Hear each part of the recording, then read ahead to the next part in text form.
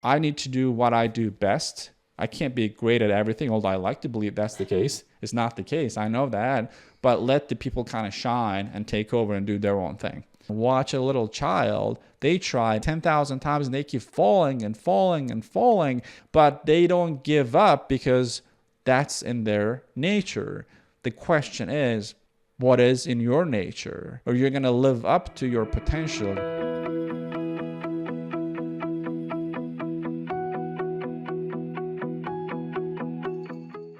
Hi, my name is Becca from Business Lending Blueprint, and I'll be here asking some questions with Oz. Awesome. Let's get started. Alrighty. So Oz, first question. What were your greatest mind shift lessons you had to learn to let go to reach each level of business? So 6 figures, 7 figures, and 8 figures. Yeah, that's a loaded question. So let's start with the 6 figures. I started making over 6 figures in my 20s as a salesperson. The way I got to that level was not easy because I come from an immigrant family, and when I landed in the United States, I didn't speak a word of English, right? I went to high school here and college here, and when I graduated, I didn't really have any marketable skills. I studied biology and chemistry. Wow. So no one wanted to pay 6 figures to someone who is probably worth like $15 an hour at a laboratory. That was the extent of my skills. How I figured it out, the first milestone reaching 6 figures was a lot of hustling, honestly. Like when you're starting out, I don't want people to buy into this belief that, hey, I'm in it for donate a lot of money to other people. I'm going to help the poor and all of that. That's awesome. But realistically, that comes in later when you actually have money. When you're broke or pretty close to being broke, your motivation is usually to save yourself. And people don't want to acknowledge that openly, so they put a cover around it and they say, because, oh, I like helping people. Well, that's very nice of you, but you're in the survival mode. That was the mode that I was in up to 6 figures. So the main motivation was, well, how do I hustle to make money and learn some skills, hopefully, along the way? It's good to tell yourself stories of how you're doing this thing for the whole humanity. You're serving a higher purpose. But honestly, it's best to have a beginner's mindset to acknowledge the reality of the situation and tell yourself, hey man, like we're in bad shape financially. And this is not like negative thinking, right? I want people to think positively, but at the same time, you need to be super realistic about your situation. If you're making a few $1,000s and you're telling yourself that things are not bad, yeah, temporarily, but you're kind of one hit away from being homeless. You can pray on it, that hope that things go well forever. But based on data, that's not how it works. Like something bad is going to happen to all of us at some point, absolutely, right? And the first place you get hit is the finances, especially if your finances are so thin. That hurts. I grew up without a father figure because my father had to leave because we don't have enough money. So it was an early awakening to me about the importance of having money. Because in my child mind, if you don't have money, your father leaves. That's what it looks like, right? Is it necessarily true? Probably not. But I think that gave me an early head start. And for someone who hasn't been in a situation like this, I want to hopefully give you that head start. You got to be realistic about your finances. And the first milestone should not be making $1 million. The first milestone is, how do I freaking double my income? If you're making 40K right now per year, how do you double your income to 80K within the next 12 months?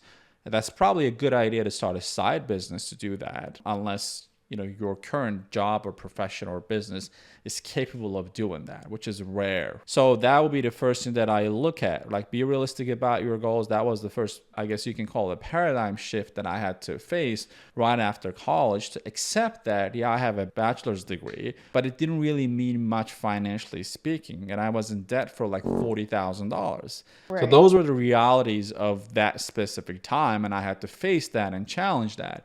So face your demons. That's the first thing, but that was my thing. All right, so I know the situation is pretty bad. I wake up every day and put my best foot forward. Got to stay positive. But it was like the first paradigm shift is understand where I am and put that hustle in until you reach 6 figures. That's the first thing. And I did that without really any team members or any employees. That was just pretty much by myself. Wow. I was working. I didn't have the managerial position at the company. I just worked hard to get there. It started from like 100% commission job to kind of worked my way up to like a salary plus commission, and the final position was salary plus commission plus residual. I was on pace to make $250,000 when I gave my resignation letter to my boss. So to his surprise, I was the top ranking salesperson in New York City for that company. No one expected I'd quit. But I noticed that I was growing kind of complacent because it was feeling comfortable. I was making real money at that point, right? That's when I started my side business at the time, because my goal was to become a millionaire. And I knew that the most I can make at that company was maybe $350,000. Anything beyond that, I'm pushing the boundaries of the corporate, and they would probably let me go and hire another kid who can do the same job for half the money, right? So that was the writing on the wall. When I noticed it, I said, all right, so this feels good. The reality of the situation, I'm young and I'm making all this money, but it is far from how much I want to make and where I want to go. I got to do something. That was a second tier. I quit my job, started a side business.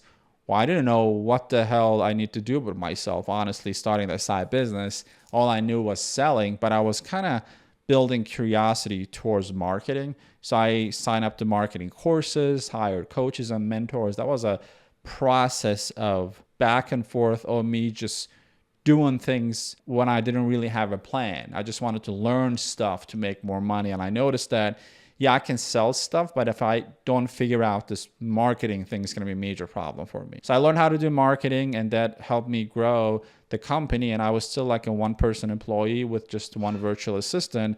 That took another 3 years for me to make my first million. So that's the second paradigm shift, the 7-figure company. I wanted to learn to think like a millionaire. And I didn't know anyone who was a millionaire, so it's not like I can look up to somebody. So I hired the people who are usually 10 times where I currently am. So I bought my way into what we call the mastermind, into a group of people who are making 10 million or more per year, because I wanted to learn from them, because what I knew brought me to that level. Anything beyond that would be, again, going back to that complacent mode and telling myself that story. Hey man, it's not really that bad. Like, you're making $1 million, some profit. It's pretty good, right? But then again, when you're trying to grow a business, you can't stop. Whenever you stop, you're actually going backwards because someone else is working harder than you, right? That was the second thing. I said, all right, I need to learn from people who are doing this currently. Yeah. Because when you are a young kid making 200 grand, you have your ego, right? You get cocky. You think that, you know what, I'm doing fine. Like, you know, I can take care of this. But when you reach certain levels, it becomes really humbling, because you see someone who's younger than you. Like, my mentor was 23 years old, and that year he made $30 million. Wow. And I've never seen anything like that in my life. And he's the living proof, you know, flesh and bones. At that point, is like 7 years younger than me, I think. I'm like, wow, that's insane. Is that a real thing, first of all? It took me a while to have that sink in my mind, right? So that was a major shift, and I knew what the potential is. And the last point, building an 8-figure business, I noticed that it can't be just me to build a company. It's a teamwork. Right. I'm naturally not a team player type of person, to be perfectly honest. But building an 8-figure company was all about, I need to have the best people that I can potentially hire to build this company, which is why you're sitting here too. This is an effort to take this company from 8 figures to high 8 figures and 9 figures, right? Because now I know that it can't be just dependent upon my effort. I need to either breed a culture or team of people who are individually powerful on their own, right? So that's the next shift. If you want to grow, you can't just do your own thing, because most of what you think is right is probably not right for the level that you're in. Right. But when you're reaching certain milestones, like, I don't know anyone who built an 8-figure company without a team. It's very difficult to do. It's not sustainable. That's why my entire focus right now is working with different people. That's why we hired a lot of contractors who are best at what they do. Like, we have a company who runs our ads right now. If you asked me a year ago, that was my baby. I built the whole ad campaigns myself. I would never let anyone touch that. I'm having a company to do that for us right now. So that's a massive paradigm shift for someone who can be considered like a control freak to someone who can let go of some of the most important things, like email marketing. We have an expert guy who's been doing email marketing. That's all he does all day long. And I have to accept the fact that he's better than me. How could he not be? Mm-hmm. Because I'm working on email marketing maybe, 5 hours a month. This guy is putting in 12 hours a day. Right. There's no comparison. So that's the paradigm shift when you reach that level of becoming an 8-figure business, that, hey, I need to do what I do best. I can't be great at everything, although I like to believe that's the case. It's not the case. I know that. But let the people kind of shine and take over and do their own thing. So that would be a long-winded answer to that question, pretty much. Very good answer. I mean, it's very inspiring to hear you say that you take pride in having so much control over things. Yeah. Because coming from me, it's hard to just let control. Yeah. Whether it's in life, whether it's school, whether it's anything, your grades, sometimes you just need to let things go. Easier said than done. Like when you think about it, no matter how old you are, you've been living under those conditions for such a long time, but you accepting that for you to go to the next stage. Like most people confuse movement with progress. There's a big difference. Just because you're moving around and you're kind of think you're doing things, you're not having more progress. And you notice that more as your company grows. I can be working a lot more maybe, but does that equate to more growth, or I'm just burning myself out? That was another big differentiator for me, that, yeah, you can always choose to hustle your way into things, and I can do that. But things I'm taking away from the real growth and having like you take over a certain department. Can I do it? Probably.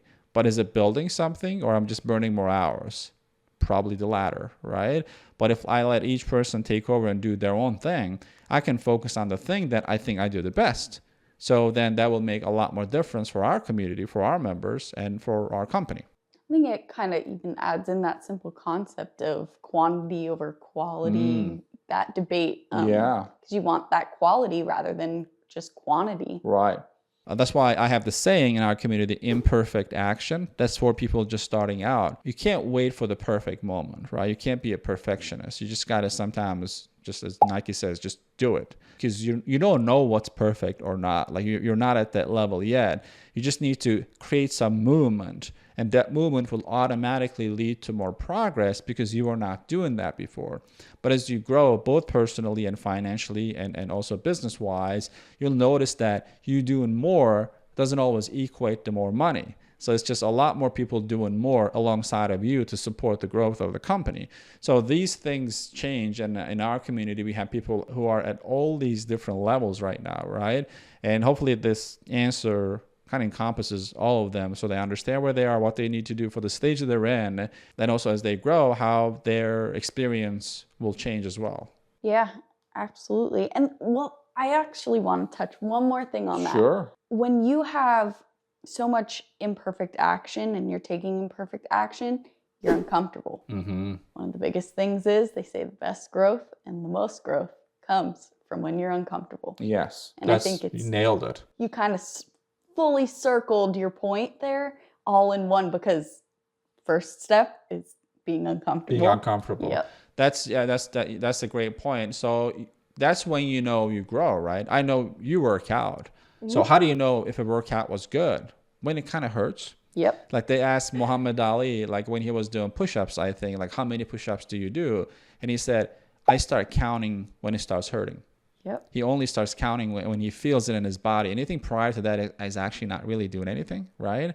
So it's got to make you uncomfortable as an entrepreneur, and anyone who's whatever you guys are doing right now. If it doesn't make you uncomfortable, you're not learning anything new, right? My son, he loves animals, and one day he was watching the chicks hatch out of the egg, right?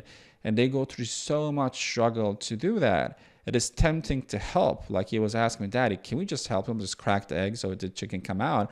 I'm like, no, because through this process, the chick is getting stronger and stronger. So based on research, you just help them out. The first thing is when they grow, you're cutting their life expectancy by half because they're not growing those muscles. That struggle for life to hustle actually makes them stronger, right? So you can't go against the grain. That's how nature works. And you don't want to be a couch potato, right? So if you want to change something, it's got to hurt. And I know this is going to sound crazy, but it's okay. And when you join a program, go through coaching, it makes you uncomfortable. When you talk to your first client, it makes you uncomfortable. That is okay. It's going to go away if you do more of those things. Like the fact that as human beings we're bipedal is like almost impossibility, us working upright. But why does that happen? Watch a little child. They tried, I don't know how many times, like 10,000 times, and they keep falling and falling and falling, but they don't give up because that's in their nature. The question is, what is in your nature? Or you're going to live up to your potential. Don't forget that we have different versions of ourselves, right? Absolutely. So you have to choose the best version of yourself and try for the most part. I know it's not possible to do it all the time. Try to live your life on the very best version of yourself. You have to decide at the end of the day. Otherwise, you're just letting things affect you. The politics, the weather, the diseases and pandemic and all of that. People have been through world wars. And a lot of things that we complain right now would be a joke for those people 200 years ago because they have a pimple and they freaking die because there's no antibiotics, right? Yeah. So simple as that. And you lose your entire family because of famine. There's no food and you can't go to, a ShopRite or buy it. Like it just doesn't exist. Right. So when you compare your situation to what people had been through, I'm like, come on. Like just get a lot. You can do it, right? Yeah. Making additional $1,000, $5,000, $10,000. I'm not saying it's easy, but have you actually decided that you want to do that? Like, let's be honest with ourselves, right? It's one thing to wish it into existence. It's another thing to say that I made up my mind 3 months from now with a deadline. I'm going to increase my income by 10%, 15%. Very few people do that. Their approach is, I want to be able to get to a point that I make a lot of money. Absolutely. Okay, well, that's very, what does that even mean? We all do. That's like everyone out there, right? So if I stop random people outside and ask that question, trust me, they would tell me, of course I want to make more money. Well, the question is how? Well, why are you asking me? Have you asked that question yourself? Like, how do I do this? And what's the plan for the next 6 months, a year? Like, you look at the most successful companies, they have plans for the next 2 years, 5 years, 10 years. As individuals, we might not see that far ahead, but you can foresee the next 3 months, 6 months. You can plan it, right? If your wife is pregnant, you know what's going to happen at the end of 9 months. So you plan for it. You go buy baby clothes and you prepare the room, the nursery, and all of that. You go to doctor's appointments. That is expected. Why don't you treat this the same way? 9 months from now, I'm expecting something to happen. The same value and effort. Exactly, same effort, right? Just you're giving life to something. This is the same way. If you want to change your situation, that should be your top of mind all the time. If it is not, the question is, why not? I mean, it's cool to have this conversation between friends. Oh, that would be great if you had more money, we'd go on a shopping spree. But why are you not doing it right now, Something simple that I'm thinking about while you're talking about this is a teenager. You have a teenager. They're in high school, they have a job, and they want to go on a vacation and do all these things, trips and everything. What does the mom do? She says, okay, you have your job, you're working, you have enough money. Yeah. No, I don't have enough money. What does she do? Well, it's snowing outside. Shovel a couple driveways. Grab a shovel. Yeah. She starts to inquire, well, what are you going to do to make some money to plan for what you want to do? Simple concept. Put it into adulthood. That's it. Yeah. So a lot of the things that we know are the same concepts. It just, life gets more complicated as you grow up. That's just what it is. More choices, and you can do a lot more things with money. What my son can do with $200 is very limited because he can't drive, he can't go party, he can't drink, right? He's going to go buy, I don't know, some computer games and some toys. If I give you that $200, that changes the spectrum of the options. We can, invest it. You can start saving that so that 200 can become 2,000. You can go buy some stuff, like whatever, right?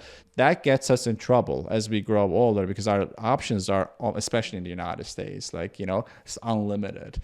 But yeah, it's a great question. Thank you.